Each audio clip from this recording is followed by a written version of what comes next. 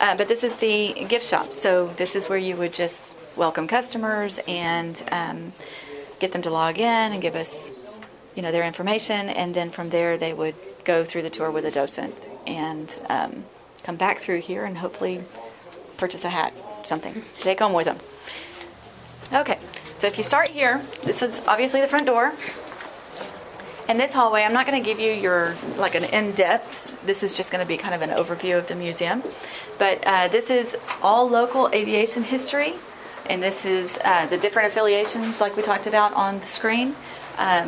This is, affiliations that we're part of. This is one of the Christmas parades. So we always take the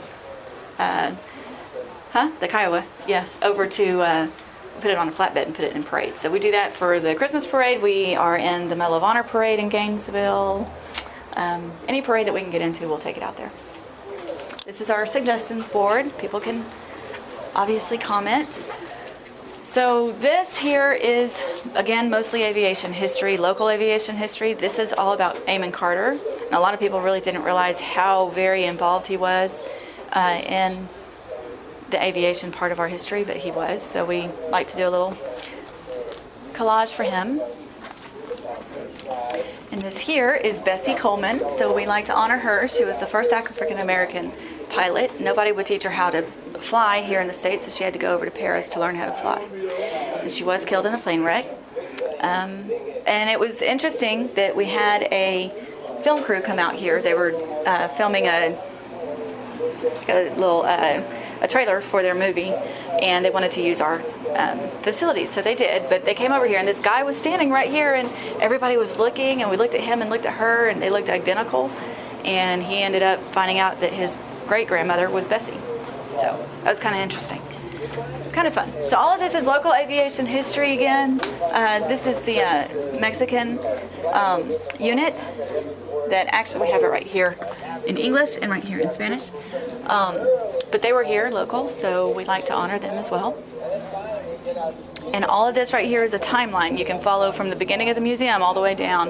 And it goes throughout the museum, different places. And we like to have lots of TVs going. So we have different TVs. You can have a seat there. You can watch a movie, take a break. You have a lot of the grandparents that will come in here and just sit down and hang out while everybody's running around outside. This is our flight simulator that the children can get into, or you can too. There's a step on the side. And then over here, we'll kind of be quiet. Over here is more local aviation history. So there's the first flight right there. So that's what we're working with right now to try to get that to its fruition and get it done. All of this is Carruthers Field. And then all of these things here. And we have a lot in these cases. Some of our displays will change out. So, you may come in here one day and then the next day it'll be something different. Yeah, so they're going to be putting something new in here. This is fairly new anyway. So they've been able to find it and put more of a collection out for us. So it's very nice. I like it. Here is this thing. Favorite thing right here. Good memories. So it was fun. So we do have this out for people to actually see. And it's different when you see it in person than it is on a screen somewhere. It's pretty big. Large number. We're going to go on that side since they're over here. Okay, so this side over here is predominantly forward air controlling, all the way from the first forward air controller, which would be the hot air balloon. They would just drop little sacks of flowers out and mark a target. Then they realized I got shot down pretty quickly because it was easy to do that. So, but all of this is forward air controlling over here.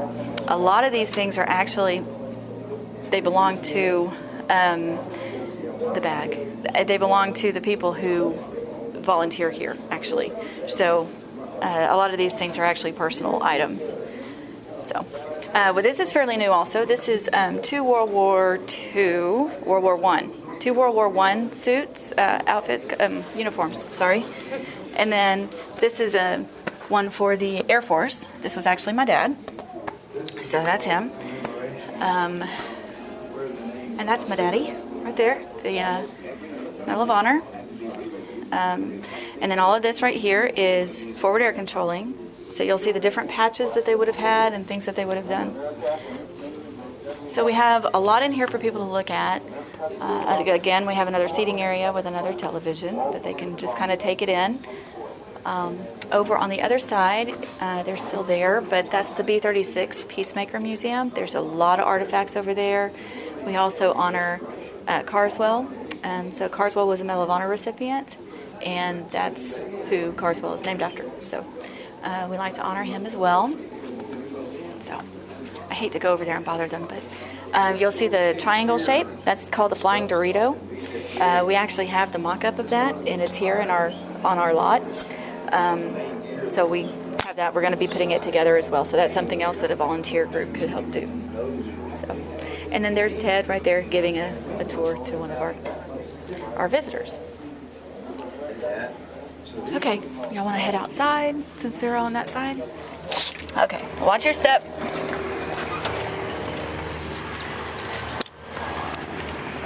Oh, it's sunny. So this is our petting zoo.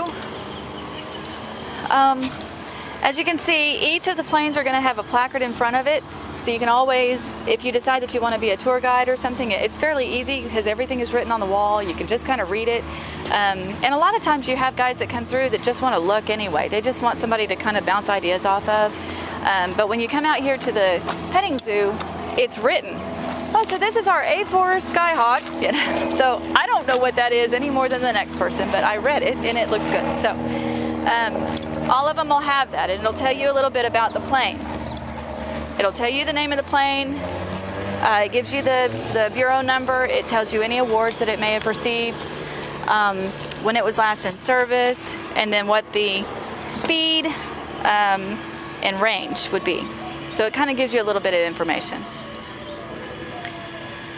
So you can just look around and see that on each one of them.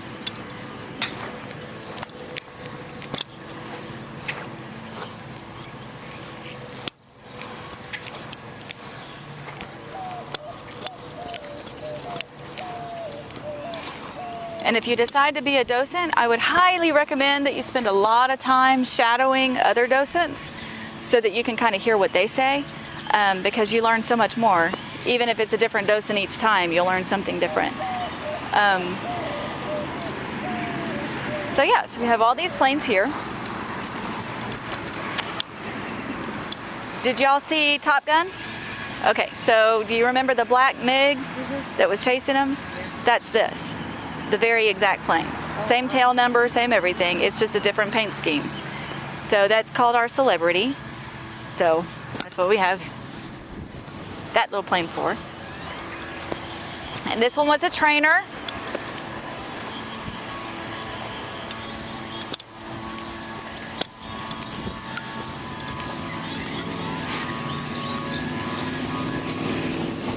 About the only plane that we have that they can get into on a regular basis is going to be the helicopter. And we always have it open so they can walk into it if they want to. We do have plexiglass in front of where the cockpit would be, but that's because people kept messing with stuff, and so we kind of had to. There's the Blue Angel.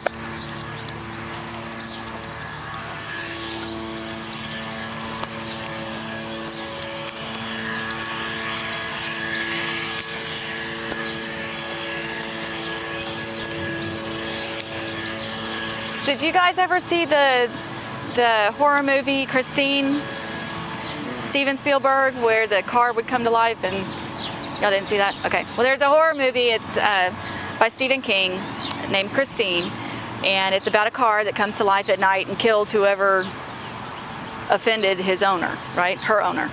So her name was Christine. Well, this plane, when they first acquired it, every plane is supposed to be certified dry whenever it's transported. So they certified it dry, got up, tried to transport it, and it starts leaking fuel from nowhere. They didn't know where. So it had been certified dry several times and it still leaked fuel. So we called it Christine. It's haunted. Not really.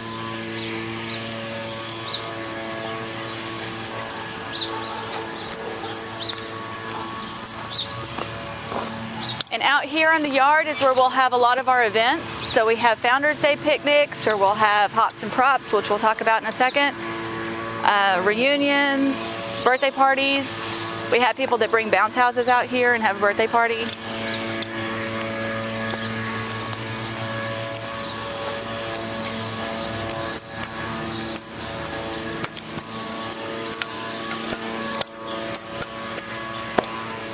So this is the one that you can walk up, get inside and walk around. A lot of the guests really like to know which ones they can actually get in. So when we have different functions, we do, like I said earlier, we'll have open cockpit days, but normally it's just too much. We don't have enough volunteers to do that. In a perfect world, we would have a volunteer stationed at each aircraft and we could do it every day, all day. But we just don't have that kind of staff. So the more staff we have, yeah. But this remains open. You can get in at any time. And those two birds over there are the OV-10s. That's where it was kind of started from. It's the OV-10 Association. It's the parent company for this. And these are warbirds, forward air controllers. So we have two of those. And plus we have the mock-up back in the back. It's a wooden mock-up of the OV-10. It's the only one existing. So we have that. What's the latest on your requirement of the P-58? We're still working on it. So far the city is all good to go as long as we can raise the money. So we have a lot of Facebook events trying to raise money, and it's kind of crazy. It's a lot of money. A whole lot of money.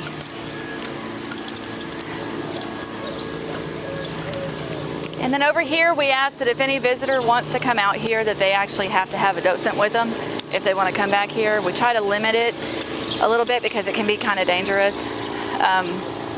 But we have people that they're out here painting, sanding aircraft. There's a lot of chemicals, so just be careful.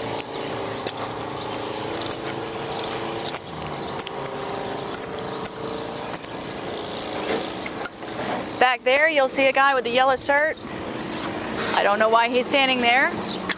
He's not guarding it, but that's the Flying Dorito, the big triangle shaped plane. That's what that is. The wings are actually on the ground.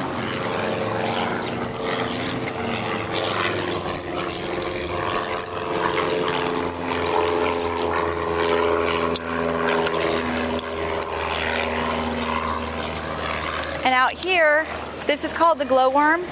It's our little hangar, and we'll have a lot of parties out there also. So we'll have little,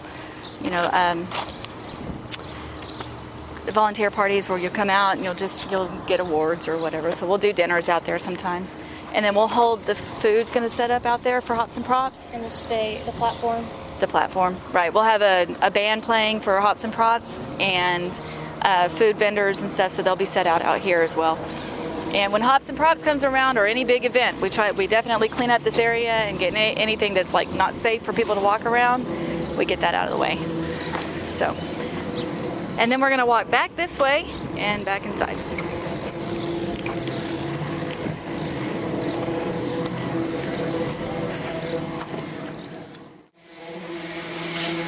All right, and in here, this side is the shop. That's the mechanic side, so that's where they're all getting their tools and stuff. Over here, when we have people come in and they donate their collections, so you'll have a lot of people come in and say, nobody in my family wants it, so what do you want to do with it?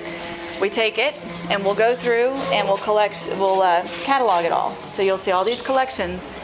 And then what we do from there is we decide what we can put into the museum and make a display with. And sometimes they will donate things that we really have no use for, but they'll agree that it's at that point our property, and we do have an eBay account, so we'll sell some stuff and make money and put it towards the acquisition of aircrafts or whatever we're doing. But all of this is collection, so we need lots of help. And then you come back out here, and we provide water. We have water there for everybody.